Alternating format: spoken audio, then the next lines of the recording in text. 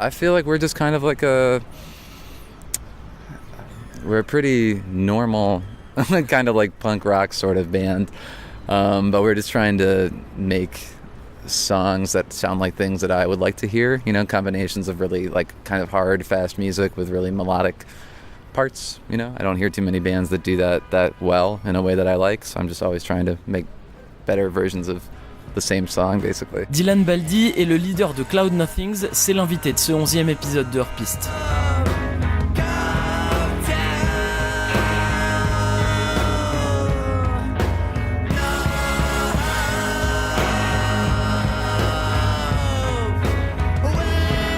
Alors c'est un épisode un peu spécial pour moi parce que Cloud Nothing c'est l'un de mes groupes préférés. Je les avais découverts il y a 7 ans au moment de leur 3e album No Future No Past, et il y avait vraiment un côté très Nirvana dans leur son. Alors ça s'explique notamment parce que sur cet album c'est Steve Albini qui est aux manettes. Steve Albini c'est un producteur un peu légendaire qui a travaillé sur des albums de Nirvana notamment justement, et aussi des Pixies ou de PJ Harvey.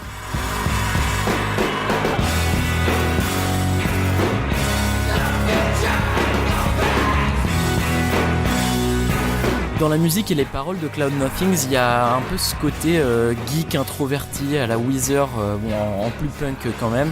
C'est ce qui explique le côté assez sarcastique et pas trop prise de tête de Dylan Baldi. Vous allez l'entendre, Dylan Baldi, le guitariste, chanteur et fondateur du groupe. Je l'ai rencontré en février dernier quand le groupe jouait au Point éphémère à Paris. Leur dernier album s'appelle Last Building Burning, il est sorti au début de l'année 2019. Ils reviennent à un son plus brut après un album que j'aime beaucoup, Life Without Sound, mais qui sonne, c'est vrai, un peu moins brut, plus pop, moins des fois un petit peu comme Blink-182. L'occasion d'évoquer pendant cette interview la carrière d'un groupe qui a toujours tracé sa route, imperméable aux modes ou aux mutations du marché de la musique. Tout a démarré il y a 10 ans, Dylan avait 18 ans. I was alone. Yeah, I was in my parents' basement. That's where I would do it on like weekends home from college. And that was it. I would just play every instrument, just record over top of everything. And I made a record that was a Cloud Nothings album that this guy in California put out on like tape.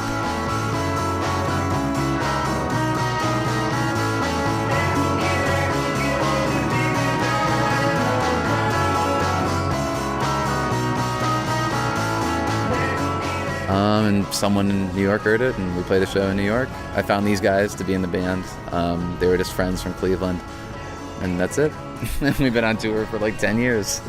Yeah, I definitely didn't think we'd still be on tour 10 years from 2009. Yeah, but no, I like that people still come to the shows. It's crazy. And about the venue you play, you like that kind of small packed venue. Is it the way you like to do your shows? I do prefer that over like a big venue, yeah. And also like we're not popular enough to play a giant venue, so small ones work for us. And I have a confession to make, okay. Which is like 2 years ago, I was like, oh, Cloud Nothing is playing in Paris, so I asked my friend who wants to go. Like, no one wanted to go with me because no one knew and everything. Okay. So it was the first concert I did by myself. Oh, how was it? And it was really fun. It was really cool. And I go to shows alone all the time. Yeah, it's fun. Yeah, I go to like, especially if I'm in a different city, like a place I don't live, I'll just go to a show alone and stand around. It's kind of nice.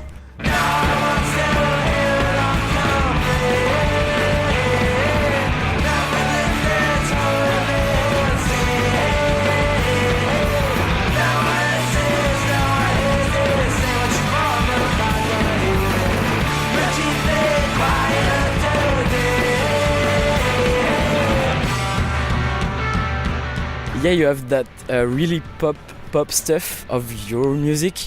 And how do you know, how do you keep things not too pop? Well, because when it gets too pop, I just don't like it. Yeah, so I always try to have some noisy stuff going on, or just things that don't really make sense, or like long parts on every record that are just like drones or something, just to keep things from getting too sugary, I guess. Yeah. Okay, yeah, sugary, that was the word that was, yeah.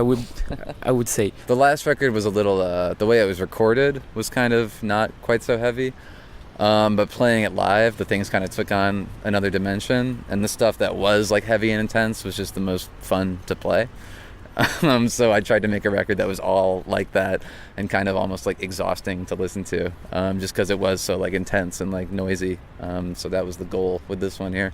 Yeah, just to like create like a force of energy kind of.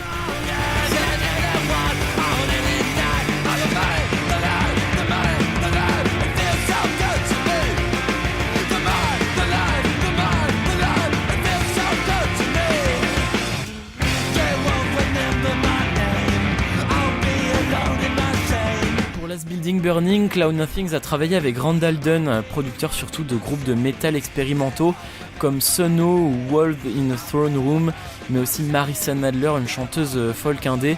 Voilà un peu pour le CV. Yeah, Randall was good because he kind of just knew like right away what it should sound like, you know? It should just sound like a band playing songs. Like I feel like this record sounds the most like our live shows because it's pretty insane sounding.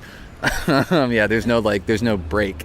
It's all just like pounding, intense stuff. Yeah. And I read that he likes a band who is going to work with to send him like the rawest demos possible, and then he sees like what can I do with that? Did it happen with you? Like, did you send? We did send demos actually. I forgot about that. Yeah, we made some in the basement of our drummer's house. But. Yeah, so he got those, and I think he kind of just heard him and was like, oh, they're just a band. Yeah, they sound like just a band. So I feel like it should be really easy to record us because we don't do much. Like, there's no studio, like, tricks or anything. We just kind of play the songs, and that's the record. Yeah, so that's what Randall did. He kind of picked a couple, like, amps and stuff, I guess. Like, those were sort of his choices at this studio we were at. So that was kind of his doing, like the guitar tones and the bass sound and stuff. But for the most part, it really felt like there was no like discussion of anything. We just went in there and he had set a bunch of stuff up and we were like, all right, yeah. And we just played and it sounded really good right away. So one song, I feel like there's a song we probably just played once even. And it was like, well, that's it. Yeah, it sounds good. So yeah, it was a pretty quick. The only song that took more than like 2 or 3 tries was Echo of the World. And that was just because there was some like drum thing that Jason was doing that he just couldn't do. We had to do it a bunch of times.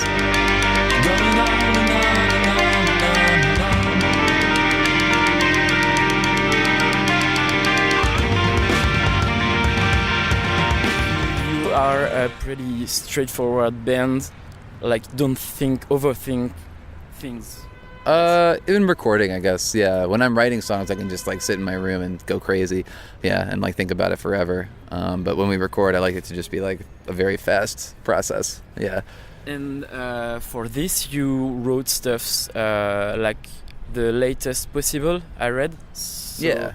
Because that was what you were doing before. Mm-hmm. Well, yeah, the other records, except for what's it called, Life Without Sound, were all just like the 10 or 8 most recent songs that I had written, and that's like what would go on the record. You know, I would always be writing stuff, but then we would just have to make a record at a certain point. I'd be like, well, here's 8 songs that I wrote the other, month, and that's kind of what we did with this one too. It was just like the most recent stuff we worked on became the record because that was what we were playing. Yeah.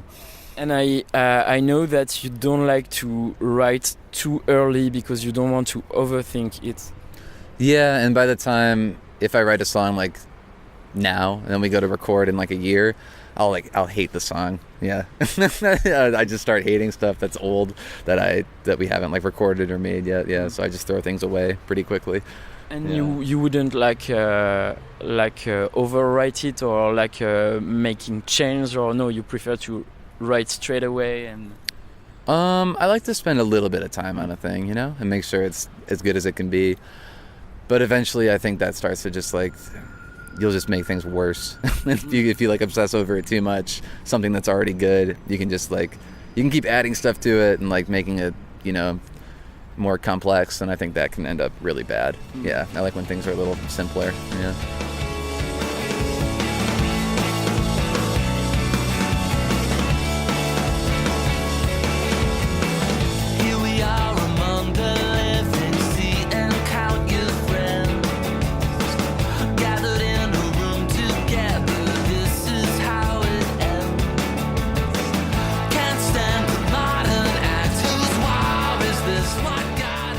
I feel like Life Without Sound has pretty like different vibe to the rest of your discography? Do you feel that too? Like I know that you called it kind of soft, but do you still feel that way, or do you like this record? I mean, I like the record. Yeah, I always liked it, but it definitely just came across differently in the recording. And I think that was the producer at that time. He he had just never like heard the band at all ever, and just like recorded it the way that he must just like record every band. Yeah, so somehow that one doesn't really sound like us somehow, because when we play those songs live, they just sort of fit in with other Cloud Nothing songs, but the record sounds a lot different, and that I probably wouldn't have recorded it that way. But okay, so well. In Live Without Sound, you sound more optimistic than you do on your last record. Like, what's changed? I don't know why I sounded optimistic. Yeah, it might have been a joke or something. No, I don't know what I was thinking, why I was trying to be optimistic. I think I was trying to trick myself into thinking that I was optimistic about anything, but I definitely am not. I'm usually pretty, not pessimistic, but realistic, I guess. Yeah, so the new record is, that's generally the vibe of my brain. Yeah, it's just coming to terms with yourself. I guess I'm 28, and I feel like I've gone through enough changes where I'm just like, well, this is it. Yeah, I'll just be this way. Yeah.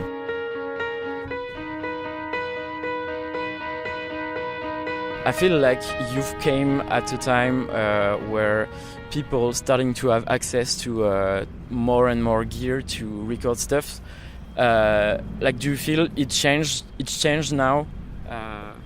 Like from when we started to now? Yeah. Yeah, I mean, I guess so. Yeah, it seems like everyone can record anything. It seems easy.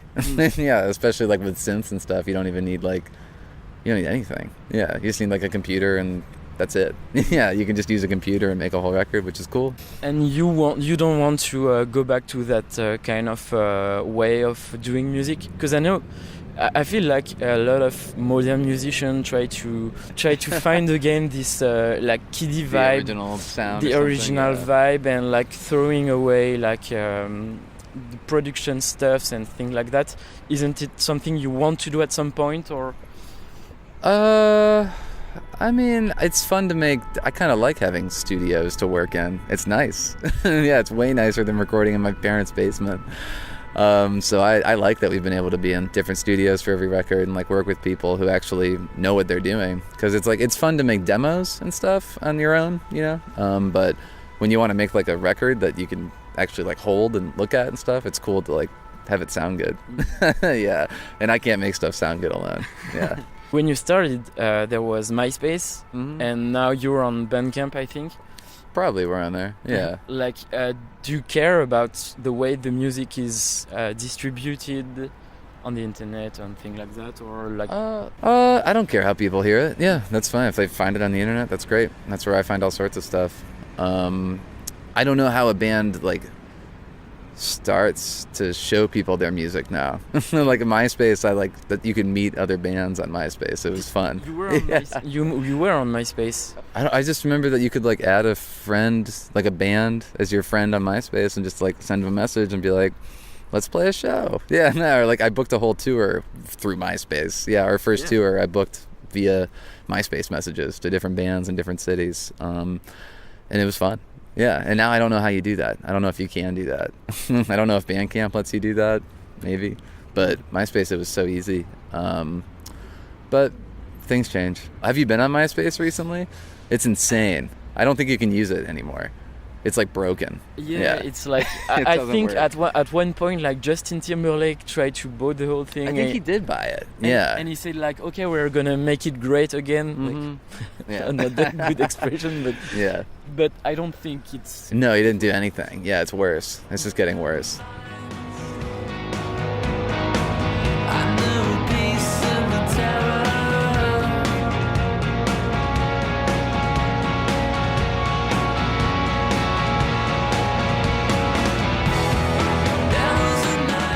But I'm coming to my next point, which is like the way music is distributed now is more, I think, more like there are not so many bridges as there was before. Like you have Spotify and you have Apple Music and things like that, and they, I don't know how to say it in English, but they That's it. That's they all you lock can do. like they lock the music, and you don't.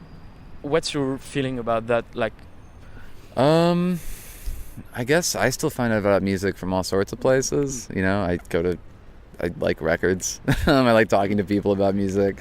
I do use that Bandcamp site a lot. There's a lot of good stuff on there. I don't know. It's just fun to not use Spotify and stuff, because that is like, you know, that's supposedly they have like everything, but they definitely don't. Yeah, they don't have everything. And a lot of the stuff that I like is hard to find on there, actually. So yeah. So what thing you heard on Bandcamp that you didn't in Spotify like recently? There's a record I really like by this band called Chronophage. Chronophage. Yeah, CHRONOPHAGE. But they have a record that came out in December. It's great, yeah, and I don't think that's on Spotify. You can't find it there, and I don't see it anywhere else. Yeah.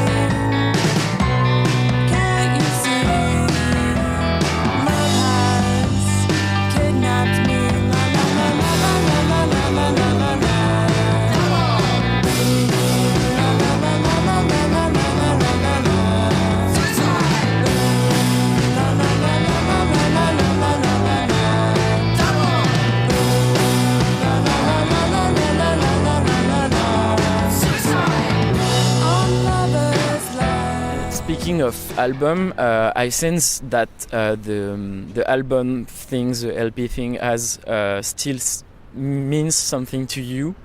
Why? It just seems like they're just fun to collect. I like collecting things, and records are cool. And to sit down and just like listen to a record that's really good is like fulfilling to me in some way. It makes me feel good, and I like kind of contributing our music to that world, you know, so it's nice to have vinyl of our music and stuff. And yeah, I just like records. I'm a nerd. And you did a collaborative LP or EP, I don't remember, with Waves. Yeah. Like, how do you see it now? Do you like the record? I do like that record, actually. Yeah, it was fun to make. It was just like 2 weeks at Nathan's house. It was just me, him, and his brother, pretty much. Then they used like a drum loop of the Waves drummer Brian to do drums, and yeah, that was it. It was really simple and easy. Yeah, he just asked, so I was like, oh, all right, yeah, let's see how it goes. If someone I liked asked, like, I'd probably do it again. Yeah.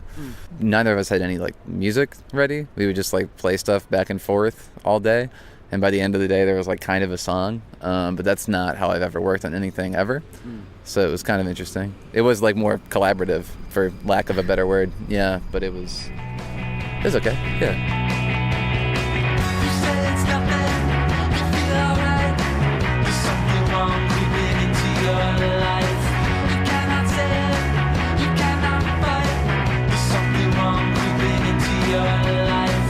The world around you is barely there. There's something wrong creeping into your life.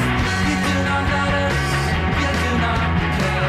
There's something wrong creeping into your life. Sometimes you'll find nothing ever comes down, nothing ever comes down. Sometimes you'll find nothing ever comes down, nothing ever comes down. Sometimes you'll find nothing ever comes down, nothing ever comes down. Sometimes you'll find nothing ever comes It's always interesting to see how other people write songs, I guess. Yeah, the way he does it is a lot different than the way I do it. Yeah, so it's just interesting to see. Yeah. It's fun because like everyone has his way to write songs. It's kind of not explainable. I tried like many times in interview and it's like really hard. Like no one can put words on what he does. Yeah. So I guess it's fun to see like how he does, because it's like something no one talks about finally.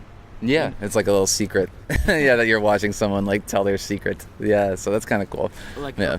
when you see the magician like reveal you his trick. A little bit, yeah, because like he would play something and I'd be like, oh, that just sounds like waves. Yeah, like it made sense like right away. It's funny to like hear that and see it happen in like real time. Yeah. I noticed recently you said I've written stuff that I could put out on a solo record. Yeah. So given that you've been Cloud Nothings since you've played music, like how would a solo record of you sound like? That's why I don't have one yet. Yeah, because all the stuff just kind of sounds like Cloud Nothings. And I'm like, well, I should just do the Cloud Nothings record. Yeah, I don't need to make like a solo record that sounds like Cloud Nothings. Yeah, so once I build up enough stuff that sounds different, maybe I'll make something. But yeah, it might be like a just guitar or something kind of record, you know, like no singing. Yeah, that was my point, is like sometimes I guess you want to escape the sound, you want to sound different just on one album and just to take a break. Do you feel sometimes like that or? Sometimes, especially at the end of like a long tour where I'm like, oh man, I don't want to hear these songs ever again. Yeah, then I think about like, you know, playing jazz or something. Yeah, but yeah, I know you play saxophone and piano too. I do. Yeah, I was doing a bunch of free jazz stuff for a while right before we left for this tour. And that was actually making me feel insane too, because just like playing like crazy saxophone for like weeks at a time it's just a weird thing to do. It makes your like brain feel wrong. Yeah. So it's nice to have a balance, I guess, of different kinds of things to approach and do in my downtime. Yeah.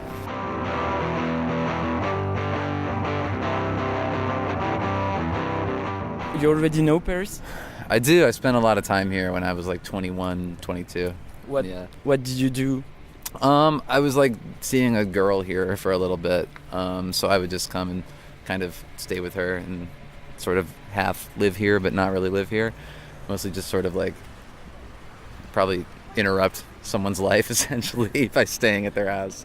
But yeah, I walked around a lot mainly. That was really all I would do. Yeah, because I didn't really know anyone here, so I would just kind of go wander around Paris. I would just end up at record stores a lot. There was a record store I was looking up that was right by her house in the 18th, but I don't remember what it was called. And near Montmartre or something? Kind of near Montmartre, near like Jules Geoffrin, Jules Geoffrin, is that how you say it? Or Jules Geoffrin. Yeah. Behind Montmartre. Yeah, right by that stop there was a record store, and I was just looking it up. I don't think it's there anymore, but it was a really cool store. And now it's gone. But I would go there a lot. Yeah. Well, yeah, no, it's just before we play, it's nice to just like be outside and doing stuff and just anything, you know, as long as we're not just sitting in a room. Oh, we're stuck. But yeah, when you just like sit in like a green room or a hotel room for hours, when you do that, you just start to go crazy because all you see anywhere is just like a room. But we're in these like insane cities all the time. Like every day we're in a different huge city. So it's just nice to go walk around and see what there is. You write on tour? Not a whole lot. Sometimes I'll think of like a lyric or something, but rarely like music. That's all at home. Yeah. What relationship do you have with your with the people who likes your music? Because I know at first you were kind of reluctant to talk about you, and so now, what relationship do you have to your fans? I mean, I don't know too many of them personally, but I do like to like try to talk to people after shows, or at least be available, you know, if someone has anything to say, because they have kept the band going for like 10 years, and that's way longer than I thought we'd be doing it. Voilà, Hors Piste, 11e épisode, c'est terminé. On se retrouve le mois prochain. En attendant, allez donc faire un tour sur le site de Podcut, le label dont fait partie Hors Piste. C'est à l'adresse podcut.studio. Il y a plein d'autres émissions à écouter. Il y a aussi un Patreon si vous voulez soutenir le label à l'adresse patreon.com/podcut. Rendez-vous bientôt pour l'épisode 12. D'ici là, achetez des disques. Salut!